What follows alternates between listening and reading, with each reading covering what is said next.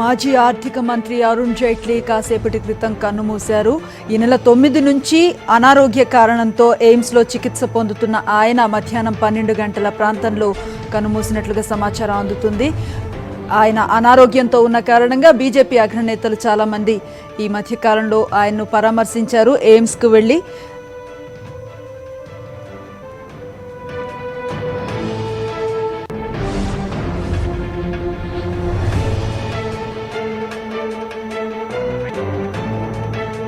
కేంద్ర మాజీ ఆర్థిక మంత్రి అరుణ్ జైట్లీ కాసేపటి క్రితం కన్నుమూశారు. కొద్ది కాలంగా అనారోగ్యంతో బాధపడుతున్న ఆయన ఈ నెల 9 నుంచి ఎయిమ్స్లో చికిత్సను పొందుతూ ఉన్నారు.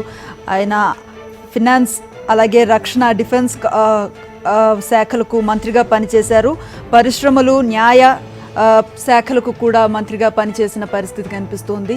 కొంతకాలంగా అనారోగ్యంతో ఇబ్బంది పడుతున్న ఆయన్ను ఎయిమ్స్ హాస్పిటల్కి వెళ్ళి బీజేపీ అగ్రనేతలు చాలామంది పరామర్శించి వచ్చారు.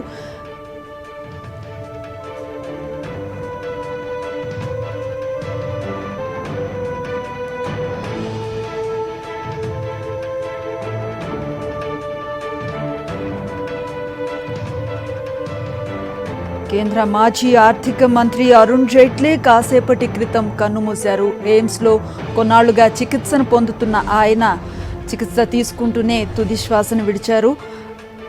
నెల 9వ తేదీ నుంచి ఎయిమ్స్లో చికిత్స పొందుతున్న ఆయన ఈరోజు 12 గంటల ప్రాంతంలో తుది శ్వాసను విడిచారు. ఈ మధ్య కాలంలో ఆయన అనారోగ్యంతో ఎయిమ్స్లో చికిత్స పొందుతున్నప్పటి నుంచి కూడా బీజేపీకి సంబంధించిన కొంతమంది నేతలు ఆయన్ను పరామర్శించి రావటం జరిగింది. మోదీ సర్కార్లో ఆయన కీలక శాఖలను నిర్వహించారు. బీజేపీ పార్టీకి ఒక అగ్రనేతను కోల్పోయిన పరిస్థితి కనిపిస్తూ ఉంది.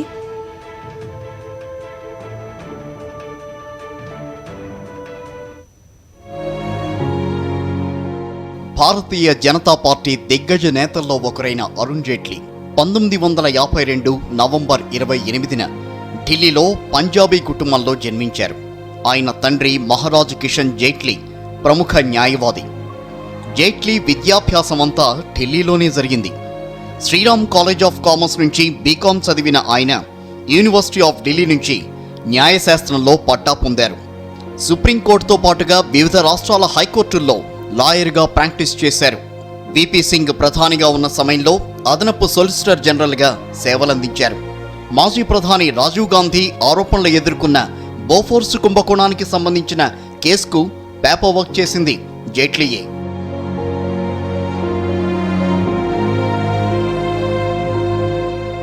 ఢిల్లీ యూనివర్సిటీలో చదువుకుంటున్నప్పుడే విద్యార్థి సంఘం అధ్యక్షుడిగా పనిచేశారు అరుణ్ జైట్లీ. ఎమర్జెన్సీ టైంలో 19 నెలలు జైలుకెళ్లారు.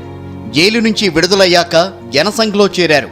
1991 నుంచి భారతీయ జనతా పార్టీ జాతీయ కార్యవర్గ సభ్యుడిగా ఉన్నారు. 1999 నుంచి 2003 వరకు బీజేపీ అధికార ప్రతినిధిగా పనిచేశారు.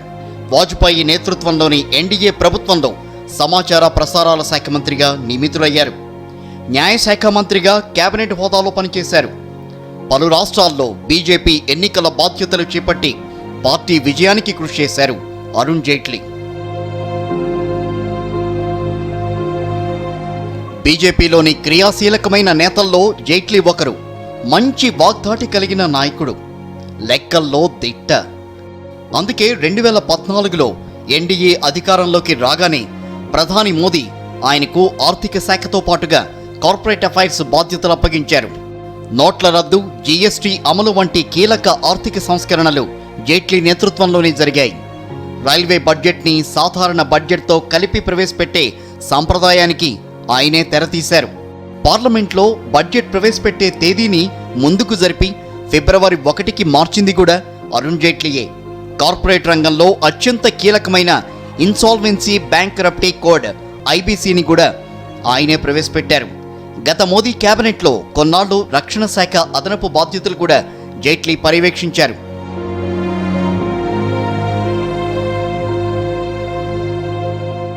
బీజేపీలో దిగ్గజ నేతగా ఎదిగిన అరుణ్ జైట్లీ ప్రత్యక్ష ఎన్నికల్లో మాత్రం ఒక్కసారి గెలవలేకపోయారు. 1980 నుంచి పార్టీలో క్రియాశీలకంగా వ్యవహరిస్తున్న 2014 వరకు ఎలక్షన్స్లో పోటీ చేయలేదు.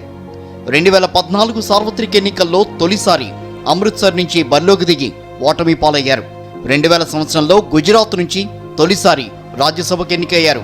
ఎగువ సభలో 2009 నుంచి 2014 వరకు బీజేపీ పక్షనేతగా, 2014 మే నుంచి 2018 ఏప్రిల్ వరకు లీడర్ ఆఫ్ ది హౌస్గా వ్యవహరించారు. 2018 మార్చిలో ఉత్తరప్రదేశ్ నుంచి రాజ్యసభకు ఎన్నికయ్యారు. జైట్లీకి భార్య, 2 పిల్లలు ఉన్నారు. భార్య పేరు సంగీత, కొడుకు రోహన్, కూతురు సొనాలి, ఇద్దరు కూడా లాయర్లే. రైట్, ఢిల్లీ నుంచి మా కరెస్పాండెంట్ వెంకటేష్ మరిన్ని డీటెయిల్స్ అందిస్తారు. వెంకటేష్, చెప్పండి. చాలా కాలంగా అనారోగ్యంతో ఇబ్బంది పడుతూ ఈరోజు తుది శ్వాసను విడిచినట్లుగా తెలుస్తోంది. ఎలాంటి లోటుగా చూడాలి బీజేపీ పార్టీకి అరుణ్ జైట్లీ మరణాన్ని? డీటెయిల్స్ చెప్పండి. మధ్యాహ్నం 12:07 కేంద్ర మాజీ మంత్రి అరుణ్ జైట్లీ కన్నుమూశారు. ఈ మేరకు ఎయిమ్స్ ఒక అధికారిక ప్రకటన విడుదల చేసింది. ఈ నెల 9వ తేదీన శ్వాసకోశ సంబంధమైనటువంటి సమస్యతో ఆయన అరుణ్ ఎయిమ్స్ ఆసుపత్రిలో చేరారు. అప్పటి నుంచి వైద్యులు, అన్ని విభాగాలకు సంబంధించినటువంటి వైద్యులందరూ అరుణ్ జైట్లీకి చికిత్స చేస్తూ వస్తున్నారు. అయితే ఆ చికిత్స ఇది కూడా ఫలించలేదు. అరుణ్ జైట్లీకి ఉన్నటువంటి మల్టిపుల్ ఇష్యూస్ కారణంగా, రకరకాల ఇష్యూస్ కారణంగా డాక్టర్లు చేసినటువంటి చికిత్స అన్ని కూడా విఫలమైనాయి. ఆ నేపథ్యంలో కొద్దిసేపటి కిందటే 12:07 ఆయన తుది శ్వాస విడిచారని ఢిల్లీలోని ఎయిమ్స్ అధికారులు ఒక అధికారిక ప్రకటనలో వెల్లడించారు. నిజానికి మనం గత ఏడాది నుంచి కూడా అరుణ్ జైట్లీ తీవ్రమైనటువంటి అనారోగ్యంతో బాధపడుతున్నారు. తొలుత ఆయన బేరియాట్రిక్ సర్జరీ చేస్తున్నారు బరువు తగ్గడానికి. ఆ తర్వాత కిడ్నీల మార్పిడి చేయించుకున్నారు. ఆ తర్వాత ఆయనకు క్యాన్సర్ కూడా సోకినటువంటి పరిస్థితి. సో ఇలా మల్టిపుల్ ఆర్గాన్స్ ఫెయిల్యూర్ కారణంగా ఆయన చనిపోయారు. వాటితో క్రానిక్ డయాబెటిక్ ఇష్యూస్ కూడా ఉన్నాయి. తీవ్రమైనటువంటి మధుమేహ సంబంధమైనటువంటి సమస్యలు కూడా అరుణ్ జైట్లీని బాధిస్తున్నాయి. ఇలా మల్టిపుల్ ఇష్యూస్ కారణంగా, డిసీజెస్ కారణంగా డాక్టర్లు అందించినటువంటి ట్రీట్మెంట్ ఎక్కడ కూడా ఫలించలేదు. దాని కారణంగానే ఆయన కొద్దిసేపటి కిందటే చనిపోయినట్లు ఎయిమ్స్ ప్రకటించింది. డెఫినెట్ గా ఇది అరుణ్ జైట్లీ ఈ లేని లోటు మాత్రం బీజేపీ ఒక పెద్ద శరాఘాతంగానే మనం చెప్పొచ్చు. బీజేపీకి ఇంటలెక్చువల్ గా, బీజేపీలో ఒక మేధావిగా అందరూ పరిగణిస్తుంటారు. బీజేపీ ట్రబుల్ షూటర్ గా, బీజేపీ ఏదైనా సమస్యల్లో ఇరుక్కున్న సమయంలో కానీ, ప్రభుత్వం సమస్యల్లో ఇరుక్కున్న సమయంలో ఆయన సమస్యలను చక్కదిద్దడంలో చాలా పేరెన్నికగానటువంటి నాయకుడిగా ఆయన పేరు పొందారు. బీజేపీలోనూ, కేంద్ర ప్రభుత్వంలో కూడా ఆయన చేసినటువంటి సేవలు మాత్రం అందరూ కూడా గుర్తించుకోదగ్గవి. కేంద్ర ఆర్థిక శాఖ మంత్రిగా ప్రధానమంత్రి నరేంద్ర మోడీకి ప్రభుత్వంలో అత్యంత నమ్మకస్తుడిగా అరుణ్ జైట్లీ పేరు పొందారు. అమిత్ షా తర్వాత అత్యంతమైనటువంటి నమ్మకస్తుడిగా అరుణ్ జైట్లీ ప్రధానమంత్రి నరేంద్ర మోడీకి నమ్మకస్తుడిగా ఆయన ఉన్నటువంటి పరిస్థితి.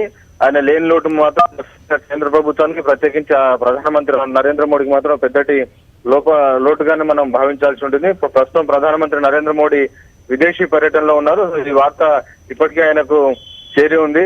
ఈ ఆయన మరణం పట్ల తీవ్రమైనటువంటి విషాదాన్ని, దిగ్భ్రాంతిని ప్రధానమంత్రి నరేంద్ర మోడీ, రాష్ట్రపతి రామ్నాథ్ కోవింద్ వ్యక్తం చేశారు. బీజేపీకి ఆయన చేసినటువంటి సేవలను అందరూ కూడా గుర్తు చేసుకుంటున్నారు. కేంద్ర మంత్రిగా అరుణ్ జైట్లీ కష్టకాలంలో అనేక క్రిటికల్ సంక్షోభ సమయాల్లో ప్రభుత్వానికి ఆ సమస్యల నుంచి బయటపడేయడంలో అరుణ్ జైట్లీ చాకచక్యంగా వ్యవహరించి ప్రభుత్వాన్ని సమస్యల నుంచి బయటకి ఎక్కించినటువంటి అనేక సందర్భాలు ఉన్నాయి. వీటితో పాటు బీజేపీకి ఇటు మీడియాలో బీజేపీకి సంబంధించినటువంటి ఆలోచన ధోరణులను కానీ, బీజేపీ మీడియా సత్సంబంధాలను క్రియేట్ చేయడంలో అరుణ్ జైట్లీ పోషించిన పాత్ర చాలా సమర్థవంతమైనటువంటి పాత్ర పోషించారు. అరుణ్ జైట్లీ లేని లోటు మాత్రం డెఫినెట్ గా ఇటు కేంద్ర ప్రభుత్వానికి, ప్రత్యేకించి ప్రధానమంత్రి నరేంద్ర మోడీకి ఒక పెద్ద లోటుగా మనం చెప్పాలి. రైట్ వెంకటేష్, అలాగే మోదీ మంత్రివర్గంలో ఆర్థిక మంత్రిగా పనిచేస్తున్న టైంలోనే మనం జిఎస్టీ అమలు కానివ్వండి, నోట్ల రద్దు కానివ్వండి, ఇట్లాంటి కీలకమైన నిర్ణయాలు అమలుపరచడం జరిగింది. ఆ సమయంలో ఆయన తెగువ ఏ విధంగా ఉండింది అంటే చాలా విమర్శలు వచ్చినప్పుడు కూడా ధీటుగా ఎదుర్కొని నిల్చున్న పరిస్థితిని మనం చూసాం. దాని గురించి చెప్పండి. అరుణ్ జైట్లీ కేంద్ర మంత్రిగా ఇటు వాజ్పేయి హయాంలో కేంద్ర మంత్రిగా పనిచేశారు. అట్లాగే ప్రధానమంత్రి నరేంద్ర మోడీ హయాంలో నెంబర్ 2గా పనిచేశారు. కేంద్ర ప్రభుత్వంలో నెంబర్ 2గా, ప్రధానమంత్రి తర్వాత ఆర్థిక మంత్రిగా ఆయన విశేషమైనటువంటి సేవలు అందించారు. ఆ కాలంలోనే జిఎస్టీ లాంటి ఒక ఛాలెంజింగ్ రిఫార్మ్ ను చాలా ఎటువంటి సమస్యలు లేకుండా ఆయన గట్టెంగించగలిగారు. తొలుత కొన్ని ఇబ్బందులు ఎదురైనప్పటికీ సమస్యలను పరిష్కరించడంలో ఆయన చూపినటువంటి చొరవ, అధికారులను నడిపించిన తీరు మాత్రం ఇప్పటికీ అందరూ కొనియాడుతుంటారు. ఎంతటి కఠినమైన విషయాలైనప్పటికీ చాలా సులభంగా అందరికీ అర్థమయ్యే రూపంలో చెప్పగలిగేటువంటి ఒక అత్యుత్తమైనటువంటి స్వభావం అరుణ్ జైట్లీకి ఉందనేది అందరూ ఎప్పుడు చెప్తుంటారు. ఇటు బీజేపీలో కూడా బీజేపీకి ఒక మేధావులను దగ్గరికి తీసుకురావడంలో, దగ్గరికి ఆకర్షించడంలో కూడా అరుణ్ జైట్లీ చేసినటువంటి పాత్ర చాలా విశేషమైనటువంటి పాత్ర ఉందని మనం చెప్పాల్సి. వాటితో పాటు ఇంకా ముఖ్యమైనటువంటి విషయం 2004 నుంచి 2014 వరకు రాజ్యసభలో ఆయన ప్రతిపక్ష నేతగా బీజేపీ యూపీఏ ప్రభుత్వాన్ని ఇరుకున పెట్టడంలో కూడా, బీజేపీని ప్రతిపక్షంలో ధీటుగా తీసుకెళ్లడంలో కూడా అరుణ్ జైట్లీ పోషించిన పాత్ర చాలా సమర్థవంతమైనటువంటి పాత్ర పోషించారు. రైట్. అంటే అనారోగ్య కారణాల కారణంగానే 2019కి సంబంధించి క్యాబినెట్లో తనకి స్థానం కల్పించవద్దని ఆయన విజ్ఞప్తి చేసిన పరిస్థితి కూడా ఉంది. అంటే ఎప్పటి నుంచి అనారోగ్యంతో ఆయన ఇబ్బంది పడుతున్నట్లుగా మీ దగ్గర సమాచారం ఉంది? దాదాపు 2 సంవత్సరాల నుంచి కూడా ఆయనకు అనారోగ్య సమస్యలు చాలా తీవ్రమయ్యాయి. దాని కారణంగా గత ప్రభుత్వంలో కూడా, మొదటి మోడీ గవర్నమెంట్ లో కూడా చివరి సంవత్సరంలో ఆయన కేంద్ర ఆర్థిక శాఖ బాధ్యతలు పీయూష్ గోయల్ కు అప్పగించారు. కొంతకాలం పాటు అమెరికాకు వెళ్లి చికిత్స చేయించుకున్నారు. అయితే అక్కడ చేసుకున్నటువంటి చికిత్స కూడా పెద్దగా ఫలించలేదు. అక్కడికి మళ్ళీ ఢిల్లీకి తిరిగి వచ్చిన తర్వాత కొంత పార్టీ కార్యక్రమాల్లో పాల్గొన్నారు. ఎన్నికల సమయంలో ఆయన ప్రచార సభలకు వెళ్ళలేదు, కానీ బీజేపీ కేంద్ర కార్యాలయంలోనే కూర్చొని అన్ని కార్యక్రమాలని మానిటర్ చేసేవాళ్ళు. ముఖ్యమైనటువంటి చేరికలన్నీ కూడా అరుణ్ జైట్లీ హయాంలోనే జరిగాయి. అరుణ్ జైట్లీ క్రికెటర్ గౌతమ్ గంభీర్ ను అరుణ్ జైట్లీ స్వయంగా తీసుకొచ్చి ఆయన విలేకరుల సమావేశం ఏర్పాటు చేసినటువంటి సందర్భం కూడా మనం చూసాం. సో 2019 ఎన్నికల్లో ఆయన బీజేపీ హెడ్ క్వార్టర్ లోనే కూర్చుని బీజేపీ ప్రచార కార్యక్రమాలన్నిటిని కూడా పర్యవేక్షించినటువంటి పరిస్థితి. అట్లాగే అనేక రాష్ట్రాలకు బీజేపీ ఇన్ఛార్జ్ గా ఆయన ఉన్నారు. కర్ణాటక ఎన్నికల ఇన్ఛార్జ్ గా పనిచేశారు. రకరకాల అన్ని రాష్ట్రాలకు ఇన్ఛార్జ్ గా పనిచేసినటువంటి పరిస్థితి. మనం బీజేపీ డెవలప్మెంట్ లో అరుణ్ జైట్లీ చాలా విశేషమైనటువంటి కృషి చేశారు.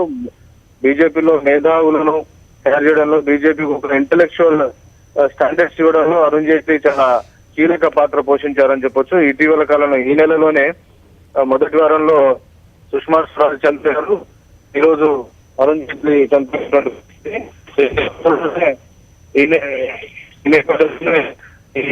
తీసుకున్నటువంటి నాయకులు ఒకే నెలలో ముందు మాత్రం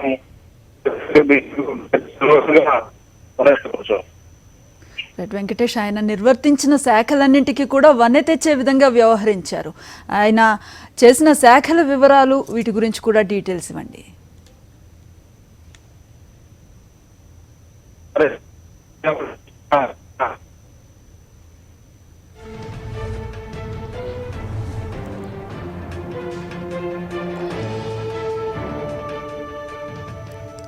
కేంద్ర మాజీ ఆర్థిక మంత్రి అరుణ్ జైట్లీ ఈరోజు మధ్యాహ్నం 12:07 కన్నుమూశారు. ఈ నెల 9న అనారోగ్య కారణాలతో ఢిల్లీ ఎయిమ్స్ హాస్పిటల్లో చికిత్స కోసం జాయిన్ అయినటువంటి జైట్లీ అప్పటి నుంచి కూడా చికిత్సను అందుకుంటూనే ఉన్నారు. ఈవేళ మధ్యాహ్నం 12:07 ఆయన కన్నుమూశారు. ఆయనకి భార్య సంగీత, కుమారుడు రోహన్, కూతురు సొనాలి ఉన్నారు. 1952 నవంబర్ 28న ఢిల్లీలో ఆయన జన్మించారు. ఢిల్లీ యూనివర్సిటీలో విద్యార్థి సంఘ అధ్యక్షుడిగా వ్యవహరించారు ఆయన. తర్వాత వాజ్పేయి మంత్రివర్గంలో కేంద్ర మంత్రిగాను పనిచేశారు. మోదీ మంత్రివర్గంలో కూడా ఆర్థిక మంత్రిగా పనిచేశారు.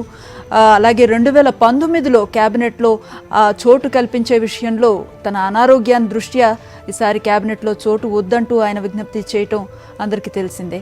కొంతకాలంగా మల్టిపుల్ ఆర్గన్స్ ఇబ్బందులతోటి ఆయన సమస్యలు ఎదుర్కొంటున్నారు.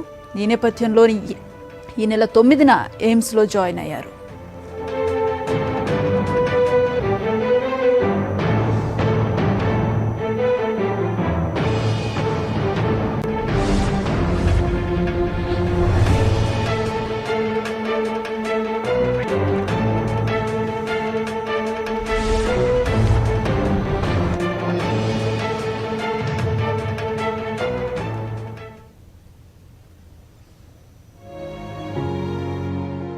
భారతీయ జనతా పార్టీ దిగ్గజ నేతల్లో ఒకరైన అరుణ్ జైట్లీ 1952 నవంబర్ 28న ఢిల్లీలో పంజాబీ కుటుంబంలో జన్మించారు.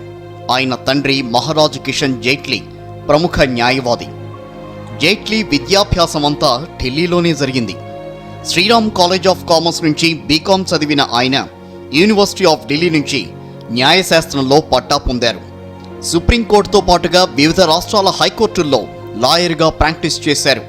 విపి సింగ్ ప్రధానిగా ఉన్న సమయంలో అదనపు సొలిసిటర్ జనరల్గా సేవలందించారు.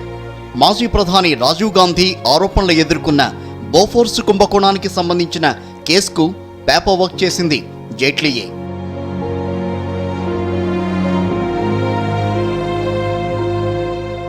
ఢిల్లీ యూనివర్సిటీలో చదువుకుంటున్నప్పుడే విద్యార్థి సంఘం అధ్యక్షుడిగా పనిచేశారు అరుణ్ జైట్లీ. ఎమర్జెన్సీ టైంలో 19 నెలలు జైలుకెళ్లారు. జైలు నుంచి విడుదలయ్యాక జనసంఘ్లో చేరారు. 1991 నుంచి భారతీయ జనతా పార్టీ జాతీయ కార్యవర్గ సభ్యుడిగా ఉన్నారు. 1999 నుంచి 2003 వరకు బీజేపీ అధికార ప్రతినిధిగా పనిచేశారు. వాజ్పేయి నేతృత్వంలోని ఎన్డీఏ ప్రభుత్వంలో సమాచార ప్రసారాల శాఖ మంత్రిగా నియమితులయ్యారు. న్యాయశాఖ మంత్రిగా కేబినెట్ హోదాలో పనిచేశారు. పలు రాష్ట్రాల్లో బీజేపీ ఎన్నికల బాధ్యతలు చేపట్టి పార్టీ విజయానికి కృషి చేశారు అరుణ్ జైట్లీ. బీజేపీలోని క్రియాశీలకమైన నేతల్లో జైట్లీ ఒకరు. మంచి వాగ్దాటి కలిగిన నాయకుడు, లెక్కల్లో దిట్ట. అందుకే 2014లో ఎన్డీఏ అధికారంలోకి రాగానే ప్రధాని మోదీ ఆయనకు ఆర్థిక శాఖతో పాటుగా కార్పొరేట్ అఫైర్స్ బాధ్యతలు అప్పగించారు. నోట్ల రద్దు, జీఎస్టీ అమలు వంటి కీలక ఆర్థిక సంస్కరణలు జైట్లీ నేతృత్వంలోనే జరిగాయి. రైల్వే బడ్జెట్ని సాధారణ బడ్జెట్తో కలిపి ప్రవేశపెట్టే సాంప్రదాయానికి ఆయనే తెరతీశారు. పార్లమెంట్లో బడ్జెట్ ప్రవేశపెట్టే తేదీని ముందుకు జరిపి ఫిబ్రవరి 1కి మార్చింది కూడా అరుణ్ జైట్లీయే. కార్పొరేట్ రంగంలో అత్యంత కీలకమైన ఇన్సాల్వెన్సీ బ్యాంక్రప్టీ కోడ్ ఐబీసీని కూడా ఆయనే ప్రవేశపెట్టారు. గత మోదీ కేబినెట్లో కొన్నాళ్లు రక్షణ శాఖ అదనపు బాధ్యతలు కూడా జైట్లీ పర్యవేక్షించారు.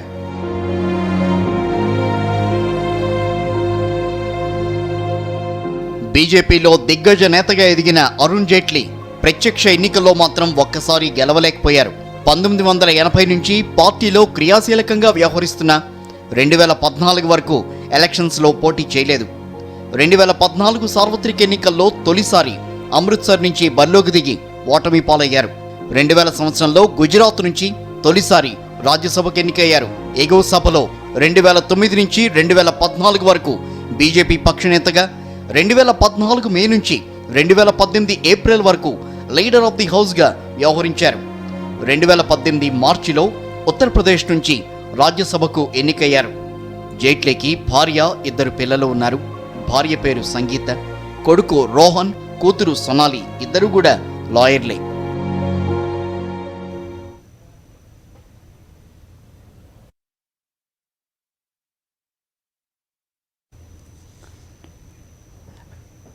రైట్. బీజేపీ నేత సోము వీర్రాజు మనకు ఫోన్ లైన్లో అందుబాటులో ఉన్నారు. ఆయన మాట్లాడించే ప్రయత్నం చేద్దాం. నమస్తే అండి. నమస్కారం అమ్మా. ఒక కీలక నేతని ఈరోజు పార్టీ కోల్పోయింది అనుకోవచ్చా? తప్పకుండా అమ్మా. వారు వాజ్పేయి గారు, అద్వానీ గారి తర్వాత ఉన్న తరంలో వారు మంచి అనుభవజ్ఞులు. అది నాయకోవిదుడిగా మంచి సుప్రీంకోర్టు అడ్వకేట్గా పరిణితి చెందినటువంటి పెద్దల వారు. ఇది పార్టీకే కాదు, దేశానికి నష్టంగా నేను భావిస్తున్నాను. ఇది పార్టీ పూడ్చుకోలేనటువంటి నష్టంగా కూడా మేము భావిస్తున్నాం. చిన్న వయసులోనే వారికి ఈ మరణం సంభవించడం ఏదైతే ఉందో దాన్ని జీర్ణించుకోలేనటువంటి అంశంగా నేను భావిస్తున్నాను.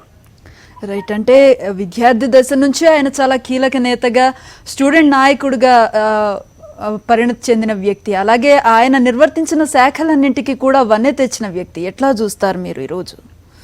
వారు చిన్నప్పటి నుంచి సంఘ భావజాలంతో విద్యార్థి దశలోనే భారతీయ విద్యార్థి పరిషత్తులో ప్రముఖమైనటువంటి బాధ్యతలను నిర్వర్తిస్తూ ఢిల్లీ బాస్గా ఢిల్లీ యూనివర్సిటీలు కూడా వారు అనేకమైన సందర్భాల్లో వివిధ బాధ్యతను ఎలక్టెడ్ పర్సన్గా ఉన్నటువంటి పెద్దల వారు. అదే సందర్భంలో పార్టీలో కూడా వారు అనేక బాధ్యతలను నిర్వర్తించినటువంటి వ్యక్తి. జనరల్ సెక్రటరీగా, అఫీషియల్ స్పోక్స్ పర్సన్ గా భారతీయ జనతా పార్టీలో బాగా పరిణితి కలిగినటువంటి పెద్దలు. అలానే వాజ్పేయి గారి క్యాబినెట్ లో కానీ, వారు మోడీ గారి క్యాబినెట్ లో కానీ, ఈ ఇద్దరు పెద్దల యొక్క ప్రధానమంత్రుల యొక్క సారథ్యంలో వారు వివిధ శాఖల్ని నిర్వర్తించడంలో ఫైనల్ గా వారు ఏదైతే ఆర్థిక శాఖ నిర్వర్తించడంలో గత 5 సంవత్సరాల ప్రభుత్వంలో ప్రభుత్వాన్ని ఒక మంచి స్థాయిలో ఆర్థిక పరంగా తీర్చిదిద్దడంలో ఒక ప్రముఖమైన వ్యక్తిగా పరిణితి చెందారు. దేశానికి ఎఫ్డిఐ నిధులు కానీ, దేశాన్ని ఆర్థికంగా ఎక్కడా కూడా వెనకంజ వేయకుండా దేశం యొక్క పూర్వాభివృద్ధి రక్షణ రంగాన్ని వారు ఒక ధీటుగా తీర్చిదిద్దడంలో గట్టి ప్రయత్నం చేసినటువంటి నేత. రైట్, అంటే ప్రతిపక్షంలో ఉన్నప్పుడు కూడా చాలా ధీటుగానే సవాళ్ళని ఎదుర్కొన్నారు, మంచి అపోజిషన్ అన్న పేరు తెచ్చుకున్నారు. సో ఈ నేటి తరం నాయకులు ఆయన నుంచి చూసి నేర్చుకోవాల్సింది ఏముందంటే ఏం చెప్తారు మీరు? ప్రతిపక్ష నేతగా ఆ రాజ్యసభలో ప్రతిపక్ష నేతగా భారతీయ జనతా పార్టీ నేతగా గత అనేకమైన సంవత్సరాలుగా పనిచేయడం, ఈ ప్రభుత్వం ఏర్పడిన తర్వాత కూడా రాజ్యసభలో ప్రభుత్వ పక్ష నేతగా ఆయన వ్యవహరించినటువంటి తీరుని ఈవేళ ప్రభుత్వంలో ఉన్నటువంటి పెద్దలు అలానే పార్టీలో ఉన్నటువంటి కార్యకర్తలు వారిని ఎల్లవేళలా వారి యొక్క అడుగుజాడల్లో, వారి యొక్క ఆలోచన తీరులో వారెక్కడ కూడా ఏ సందర్భంలో అగ్రెసివ్ గా మాట్లాడినటువంటి సందర్భం లేకుండా వాక్పటిమతో ప్రభుత్వంలోనూ ప్రతిపక్షంలోనూ కూడా వారు ముందుకు వెళ్ళారు. కాబట్టి వారిని కార్యకర్తలు పార్టీ ఎల్లవేళలా అనుసరించవలసినటువంటి అవసరం 100% ఉంది. Right, thank you Somu Veerraju గారు. मैं उनके चरणों में प्रणाम करता हूं.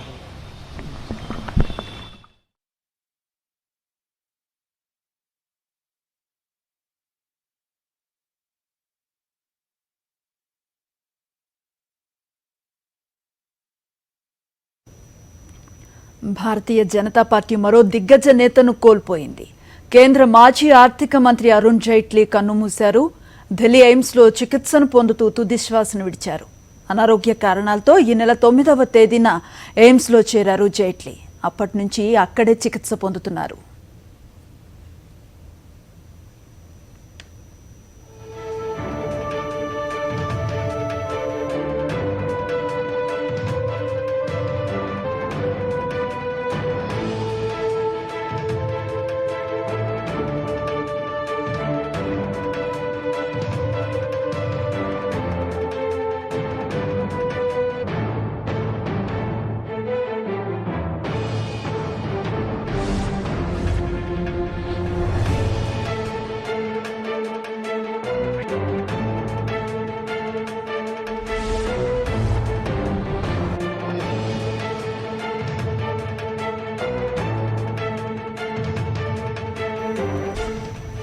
భారతీయ జనతా పార్టీ మరో దిగ్గజ నేతను కోల్పోయింది. కేంద్ర మాజీ ఆర్థిక మంత్రి అరుణ్ జైట్లీ కన్నుమూశారు. ఢిల్లీ ఎయిమ్స్లో చికిత్సను పొందుతూ తుదిశ్వాస విడిచారు. అనారోగ్య కారణాలతో ఈ నెల 9వ తేదీన ఎయిమ్స్లో చేరారు జైట్లీ. అప్పటి నుంచి అక్కడే చికిత్స పొందుతున్నారు.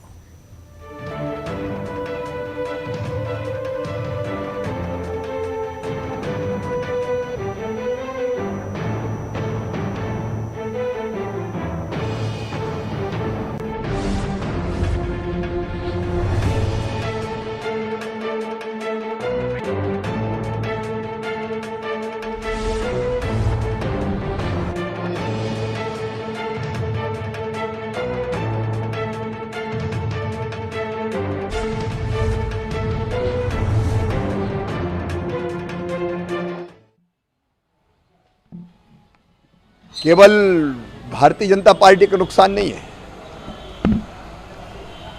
ये देश की क्षति है, दुनिया की क्षति है.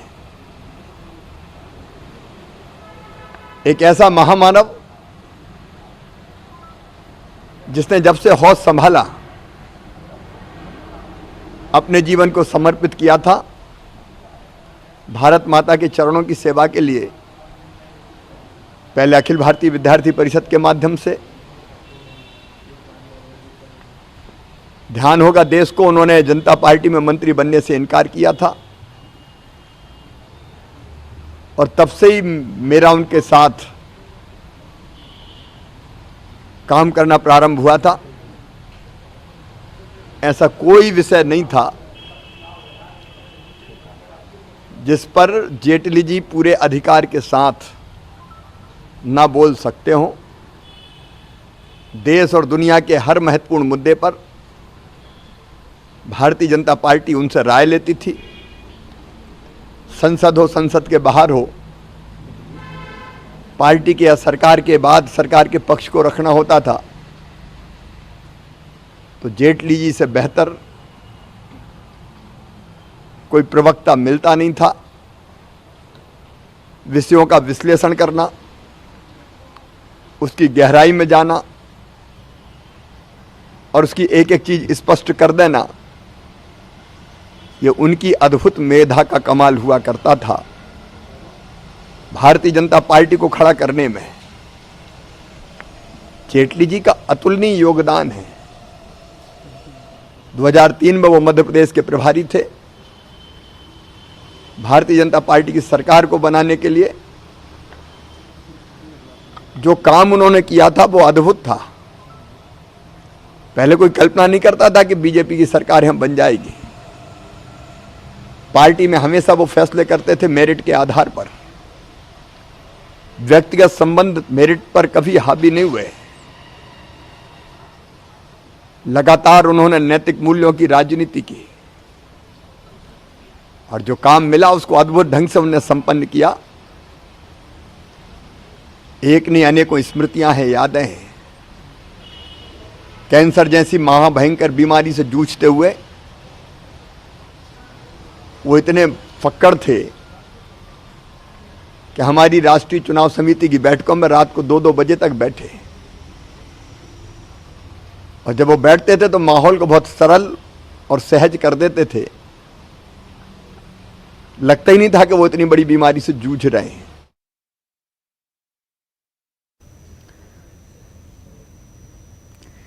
ప్రస్తుతం మనతో ఏపీ బీజేపీ రాష్ట్ర అధ్యక్షుడు కన్నా లక్ష్మీనారాయణ ఫోన్ లైన్లో అందుబాటులో ఉన్నారు. నమస్తే లక్ష్మీనారాయణ గారు. నమస్తే అమ్మా. ఈరోజు అరుణ్ జైట్లీ గారి మరణ వార్త చూస్తూ ఉన్నాం మనం. ఎలాంటి అవునమ్మా. లోటుగా చూస్తున్నారు పార్టీకి దీన్ని మీరు? చాలా దురదృష్టకరమైనటువంటి విషయం అమ్మా. ఎందుకంటే ఆయన మరణం జనరల్ గా భారతీయ జనతా పార్టీకి కాదు, భారతదేశానికి కూడా. సౌమ్యుడు, మేధావి, ఏ పదవి చేసినా కూడా ఆ పదవికి వన్నె తీసుకుని వచ్చి ఒక కమిట్మెంట్ తో పనిచేసినటువంటి వ్యక్తి. భారతీయ జనతా పార్టీ అభివృద్ధిలో కానీ, భారతదేశ అభివృద్ధిలో కానీ ఒక భాగస్వామి.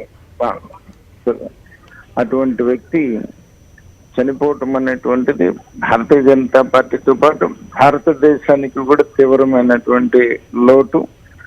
ఆయన చనిపోవటం అనేటువంటి దాని మీద తీవ్ర సంతాపాన్ని తెలియజేస్తా ఉన్నాను. రీసెంట్ గానే సుష్మా స్వరాజ్ గారు మృతి చెందడం, ఆ తర్వాత అరుణ్ జైట్లీ గారు, అంటే పార్టీలో కొంత కీలక అనుభవం ఉన్న అనుభవజ్ఞులు అలాగే కీలక నేతలు ఇలా కాలం చేయటం దురదృష్టవశాత్తు ఎలాంటి పరిస్థితి కనిపిస్తుంది పార్టీలో? దురదృష్టం. వీరంతా కూడా ఎన్నో పోరాటాలు జరిపినటువంటి వ్యక్తులు, పార్టీ ఈ దశకి రావాలని చెప్పేసి కోరుకున్నటువంటి వ్యక్తులు, పార్టీని ఈ దశకి తీసుకొచ్చిన దాంట్లో ప్రధాన పాత్ర పోషించినటువంటి వ్యక్తులు. మరి వారు ఇటువంటి అస్వస్థతతోటి చనిపోవటం అనేటువంటిది దురదృష్టకరం. రైట్, థ్యాంక్స్ అండి.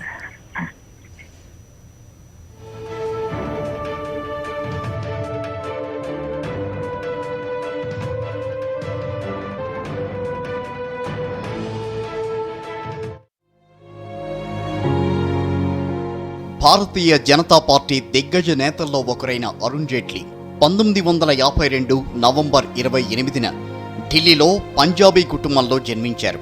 ఆయన తండ్రి మహారాజ్ కిషన్ జైట్లీ ప్రముఖ న్యాయవాది.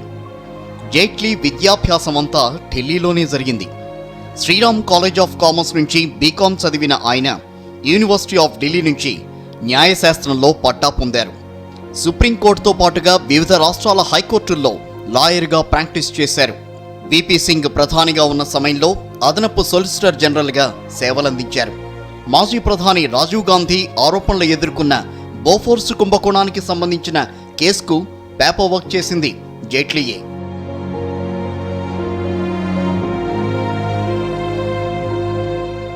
ఢిల్లీ యూనివర్సిటీలో చదువుకుంటున్నప్పుడే విద్యార్థి సంఘం అధ్యక్షుడిగా పనిచేశారు అరుణ్ జైట్లీ. ఎమర్జెన్సీ టైంలో 19 నెలలు జైలుకెళ్లారు. జైలు నుంచి విడుదలయ్యాక జనసంఘ్లో చేరారు. 1991 నుంచి భారతీయ జనతా పార్టీ జాతీయ కార్యవర్గ సభ్యుడిగా ఉన్నారు. 1999 నుంచి 2003 వరకు బీజేపీ అధికార ప్రతినిధిగా పనిచేశారు. వాజ్పేయి నేతృత్వంలోని ఎన్డీఏ ప్రభుత్వంలో సమాచార ప్రసారాల శాఖ మంత్రిగా నియమితులయ్యారు. న్యాయశాఖ మంత్రిగా కేబినెట్ హోదాలో పనిచేశారు. పలు రాష్ట్రాల్లో బీజేపీ ఎన్నికల బాధ్యతలు చేపట్టి పార్టీ విజయానికి కృషి చేశారు అరుణ్ జైట్లీ. బీజేపీలోని క్రియాశీలకమైన నేతల్లో జైట్లీ ఒకరు. మంచి వాగ్దాటి కలిగిన నాయకుడు, లెక్కల్లో దిట్ట.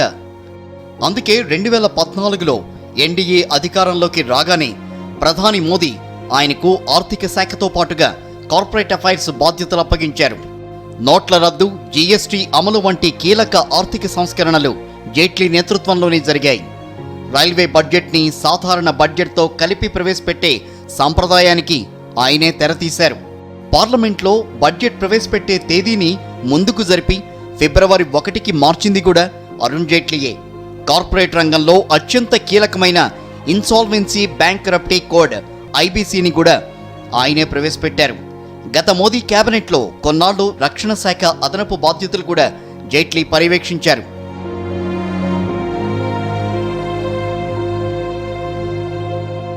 బీజేపీలో దిగ్గజ నేతగా ఎదిగిన అరుణ్ జైట్లీ ప్రత్యక్ష ఎన్నికల్లో మాత్రం ఒక్కసారి గెలవలేకపోయారు. 1980 నుంచి పార్టీలో క్రియాశీలకంగా వ్యవహరిస్తున్న 2014 వరకు ఎలక్షన్స్లో పోటీ చేయలేదు. 2014 సార్వత్రిక ఎన్నికల్లో తొలిసారి అమృత్సర్ నుంచి బరిలోకి దిగి ఓటమి పాలయ్యారు. 2000 సంవత్సరంలో గుజరాత్ నుంచి తొలిసారి రాజ్యసభకు ఎన్నికయ్యారు. ఎగువ సభలో 2009 నుంచి 2014 వరకు బీజేపీ పక్షనేతగా, 2014 మే నుంచి 2018 ఏప్రిల్ వరకు లీడర్ ఆఫ్ ది హౌస్గా వ్యవహరించారు.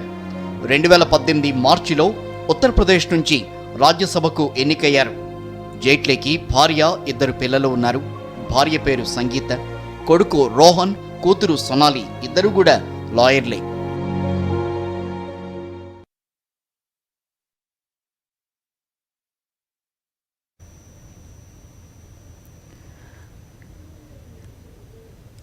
అరుణ్ జైట్లీ మంచి వక్త. ఇంగ్లీష్, హిందీల్లో అనర్గళంగా మాట్లాడగల సత్తా ఆయన సొంతం. పార్లమెంటు లోపల వెలుపల విపక్షాలను ఏకిపారేయటంలో జైట్లీ దిట్ట. రఫేల్ యుద్ధ విమానాల కొనుగోలు ఒప్పందంపై కాంగ్రెస్ చేస్తూ ఉన్న రాద్ధాంతానికి రక్షణ మంత్రి హోదాలో జైట్లీ ఇచ్చిన జవాబు చిరస్మరణీయం.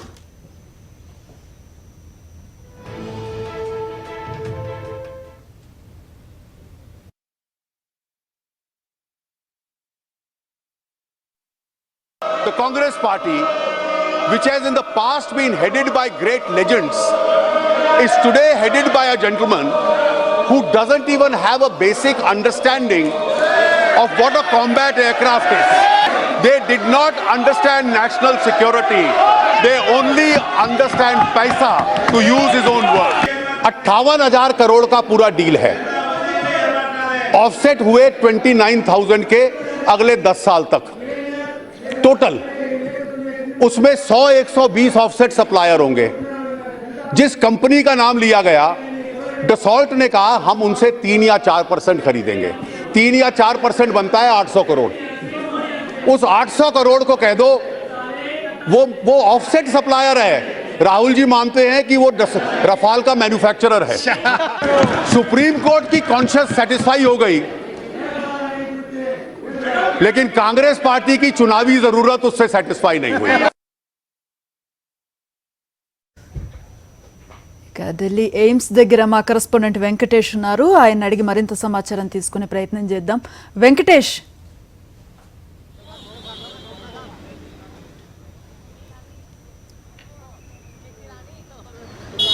కేంద్ర మాజీ మంత్రి అరుణ్ జైట్లీ కన్నుమూశారు. 12 గంటల 7 నిమిషాలకు ఎయిమ్స్ ఆసుపత్రిలో ఆయన కన్నుమూసినట్టు ఎయిమ్స్ కొద్దిసేపటి కిందట ఒక అధికారిక ప్రకటన విడుదల చేసింది. ఈ నెల 9వ తేదీ నుంచి కూడా అరుణ్ జైట్లీ ఇక్కడే చికిత్స పొందుతున్నారు.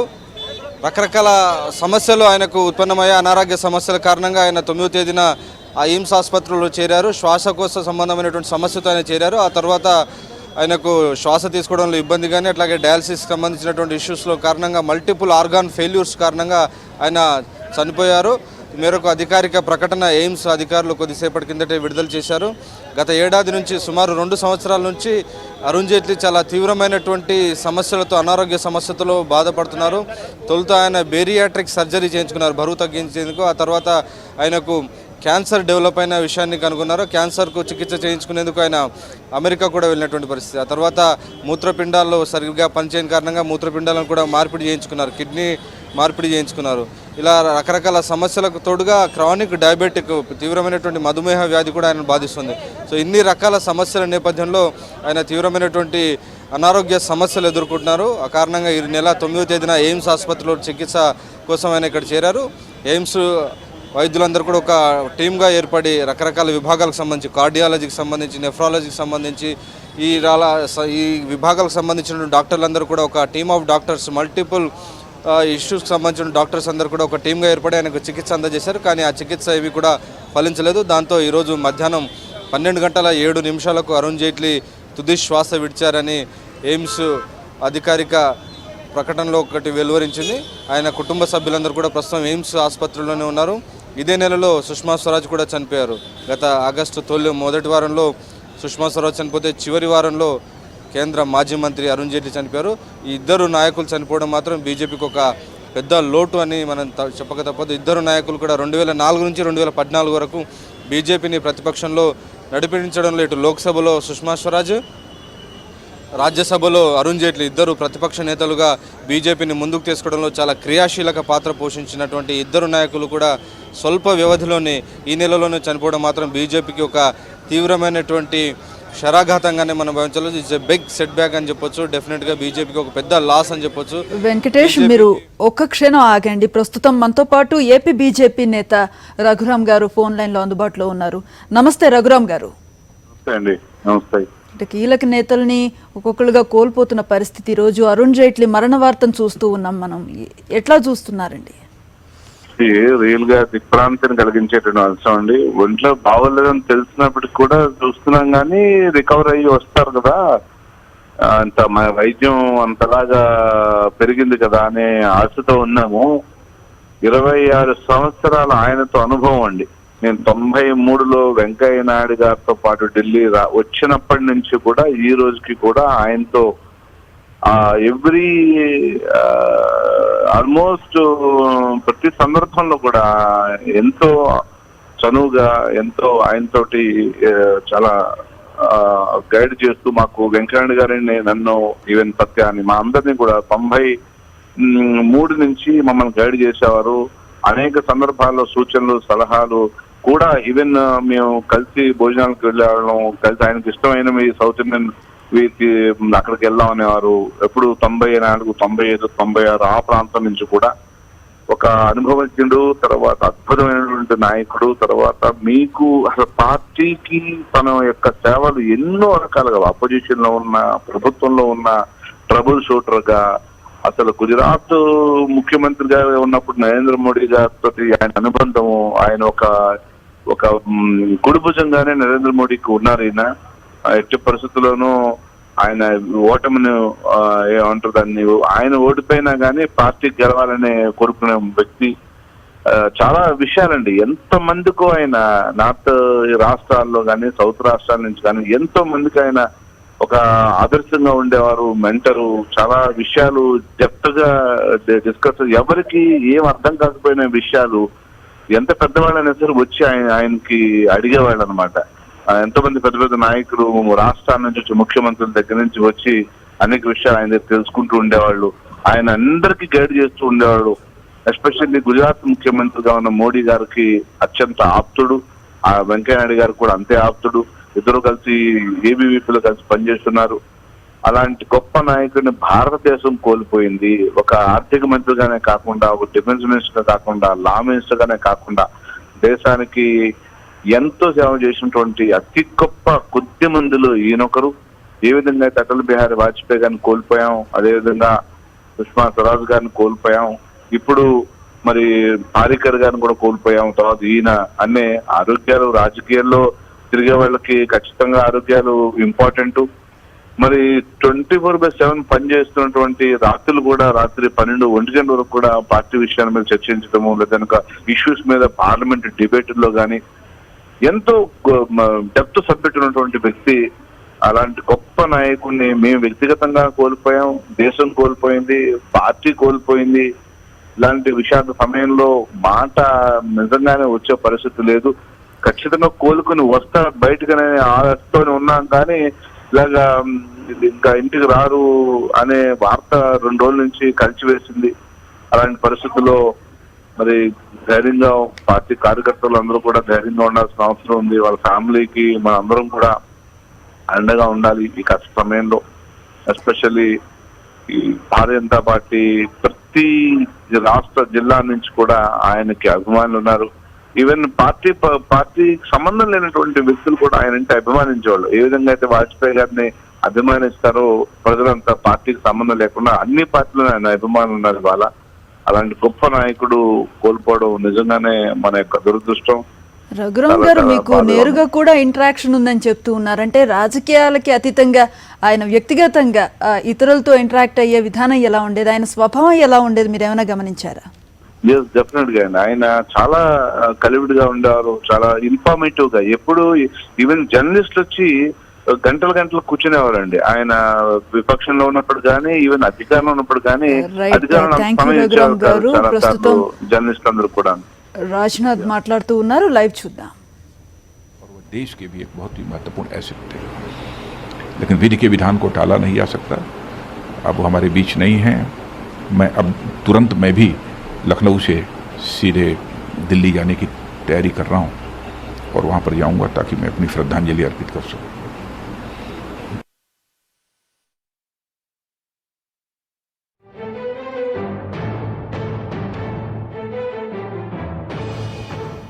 రైట్, రక్షణ శాఖ మంత్రి రాజ్నాథ్ సింగ్ మాట్లాడారు.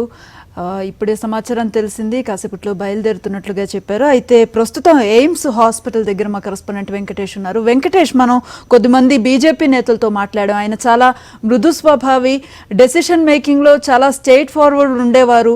అలాగే మిగతా సమయాల్లో కూడా చాలా మృదు స్వభావంతో ఉండేవాళ్ళు, ఎవరిని ఇబ్బంది పెట్టకుండా చాలా సౌమ్యంగా ఉండేవాళ్ళు అంటూ చెప్తూ ఉన్నారు. ఆయన లేని లోటుని జీర్ణించుకోలేమంటూ వాపోతూ ఉన్న పరిస్థితి. అక్కడ పరిస్థితి ఎట్లా ఉంది ఎయిమ్స్ హాస్పిటల్ దగ్గర, డీటెయిల్స్